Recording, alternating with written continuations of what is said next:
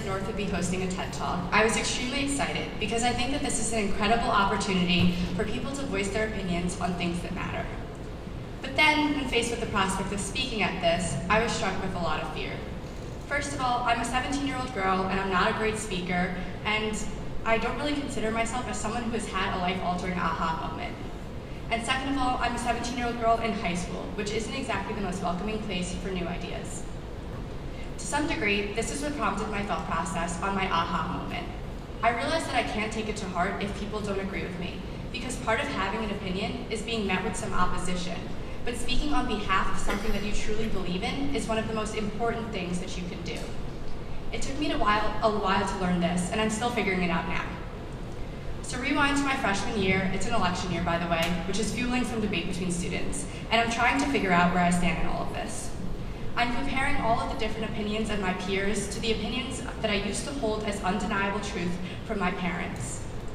I realized pretty quickly that most of the kids weren't arguing their beliefs because they researched the topic, formulated an opinion, or actually knew anything, but rather because their parents or some other impacting force had told them that this is what they were supposed to believe in.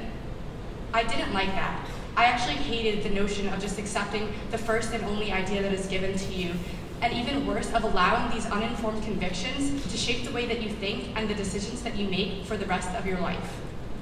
I decided that I just wasn't going to accept the first perspective that was given to me, that I wanted to look further. I like to think of myself at this moment as a blank slate on some quest to find out my own opinion, which I realize is a pretty dramatic overstatement for a 14-year-old girl, but it was a really big deal to me at the time, because it's not like someone can guide you on this type of process. This was also shortly after the organization of the first Slut Walk protest, which had started in Toronto and was now spreading globally. And it is the first time that I can ever really remember being exposed to a feminist movement. I don't think that I understood it or particularly took it seriously, because now when you hear the word feminist, it seems to be more and more associated with a woman who hates men and stereotypes about radical lesbians, and something about a wage gap comes only as an afterthought. My parents didn't take the liberty of explaining the purpose of a slut walk either. Perhaps it was because they thought that any protest with a swear word in it isn't respectable, or that women marching around with their clothes off isn't respectable either. But most likely, it was because they didn't even know what rape culture was. It's a hard concept to grasp, one that I know most people still don't.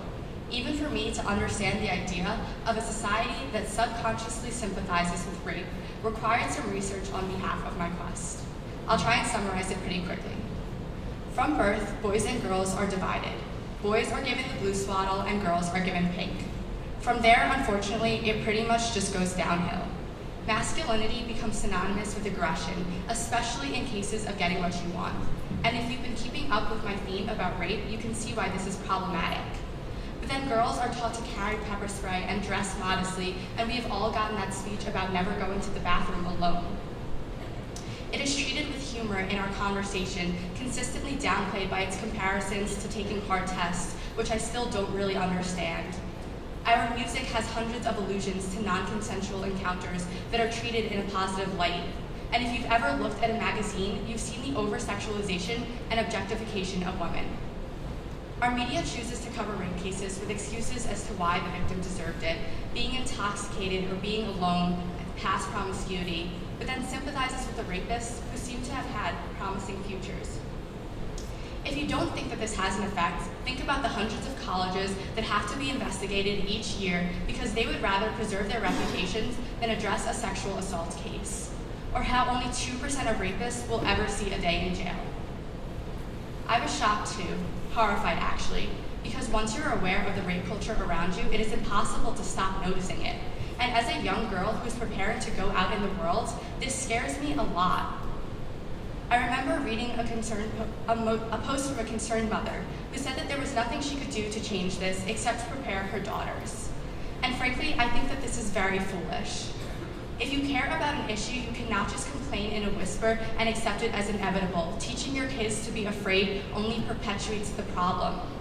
If you actually want to change things, you have to go out and be active about it. Talk to groups and foundations and figure out how you can solve the problem, research the topics, speak out and educate others.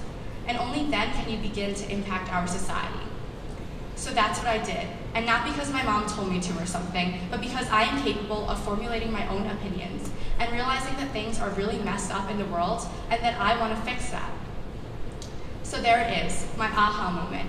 It's not when I realized that I wanted to become an activist or even that I am a feminist.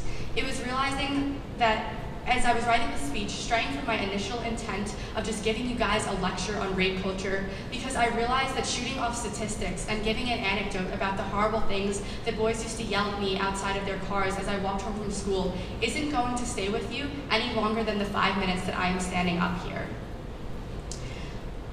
I want you, this isn't about me, this is about you. And if I want you to take anything away from this, it's that you should care about the issues in our society, and that if you want to change things, you should go out and actually do something about it.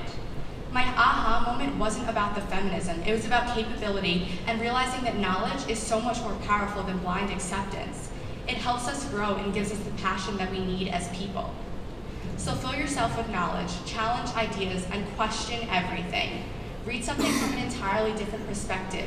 It will give you the ability to look at things differently and perhaps inspire you to make a change. An idea becomes so much more powerful that way. It is no longer something that is just given to you and accepted, but becomes something that you actually value. And I think that if everyone just cared a little bit more instead of empty talking, so many beneficial things could come out of us.